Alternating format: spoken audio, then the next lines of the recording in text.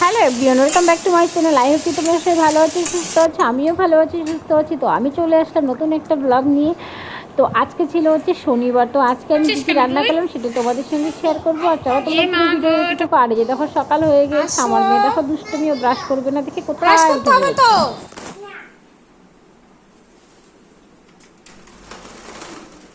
নাও তুমি ব্রাশ করো, পরে তোমাকে একটা জিনিস দিব।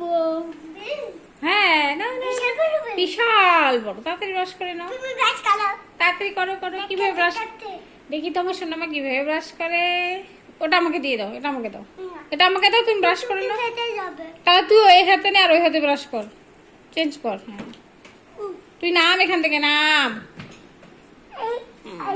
যা টুকটুকিটা দে, আমাকে দে। আচ্ছা ঠিক আছে, ব্রাশ কর নে।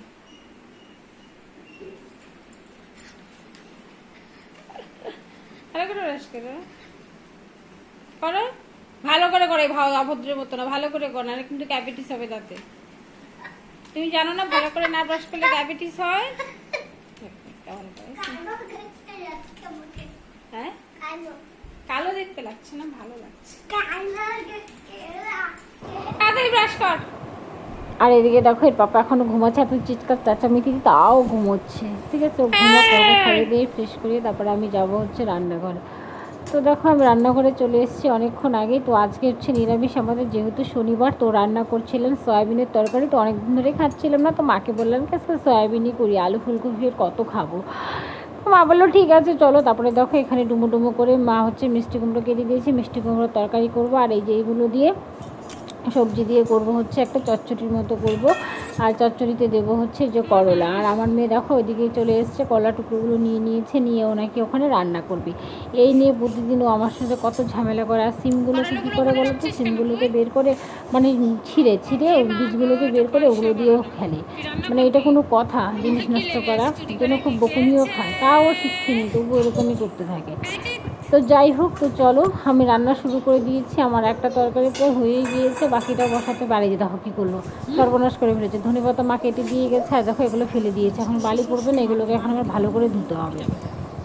আর ছিল না ধনেপাতা, একটাই ছিল। তো এটা মা কেটে দিয়েছে তরকারিতে দেওয়ার জন্য, তাই জন্য নালে ফেলে দিতাম। তো যাই হোক চলো, এটাকে ভালো করে ধুয়ে নিতে হবে। আর এদিকে দেখো আমার সয়াবিনের তরকারি হয়ে গিয়েছে, তো এটা নামিয়ে নিয়েছি। তো আমি এখন বসিয়ে দিয়েছি হচ্ছে মিষ্টি কুমড়োটা আর কি। আর আমি এখানে দাঁড়িয়েছি বাইরে, একটু দাঁড়িয়ে ভাবলাম একটু ভিডিও করি জন্য। তো চলো যে দেখতে থাকো ভিডিওটা। আর একা একা আমি না বুঝতেই পারছিলাম না যে ক্যামেরাটা কোথায় রাখা, ভিডিওটা মানে দেখা যাবে আর কি। কেউ হচ্ছে না ধরলে না ভালো হয় না। তো ভাবলাম ঠিক আছে এইভাবেই করে নিই।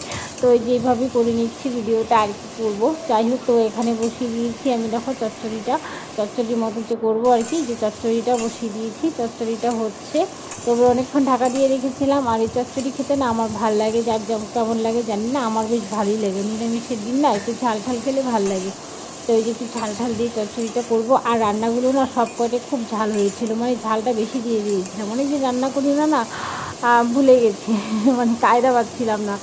তো ঝালটা অনেকটাই বেশি হয়ে গেছিলো। মার অসুবিধা হচ্ছিলো খেতে, মানে আমার শাশুড়ি মা আর কি বেশি ঝাল খেতে পারে না, অল্প ঝাল খেলে চোখ দিয়ে জল পড়ে, মানে ঝাল উনি খেতেই পারে না। আর আমাদের বাড়িতে ঝাল কেউই বেশি খেতে পারে না।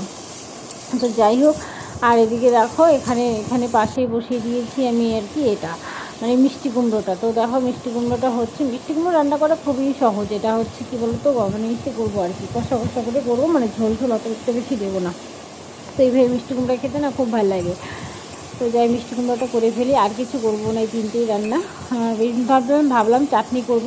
তো কী বলো তো, এখন গরমের দিন আর চাটনি খেতে ভালো লাগে। তারপরে ভাবলাম কি না অনেকটা লেট হয়ে গেছে, মেয়েকে স্নান করাতে হবে, তাই জন্য আর চাটনি ফাটনি করলাম না। পরে বেশি দেরি করে স্নান করে ঠান্ডা লেগে যেতে পারে না। তো দেখো আমার তরকারিটা প্রায় হয়েই গেছে, কিছুক্ষণ পরে আর জলটা ফুটলে পরে নামিয়ে নেব। আর মেয়ে ওইদিকে বাইরে খেলছে, মা ওইদিকে মানে বাড়ির সামনাটা একটু পরিষ্কার করছে, পাতা পুতো পড়ছে। আর এদিকে দেখো ভাতও বসিয়ে দিয়েছি। তো এই যে দেখো আমার মেয়ে এখানে খেয়ে। ওই তুই জঙ্গলে বসে কি করছিস দেখি? উমা তুমি রং দিয়েছো? কে রং দিয়ে দিয়েছে তোমাকে? দেখি দেখি দেখি দেখি দেখি মুখটা দেখি। কে রং দিয়ে দিয়েছে তোমাকে? হ্যাঁ কে দিয়ে দিয়েছে?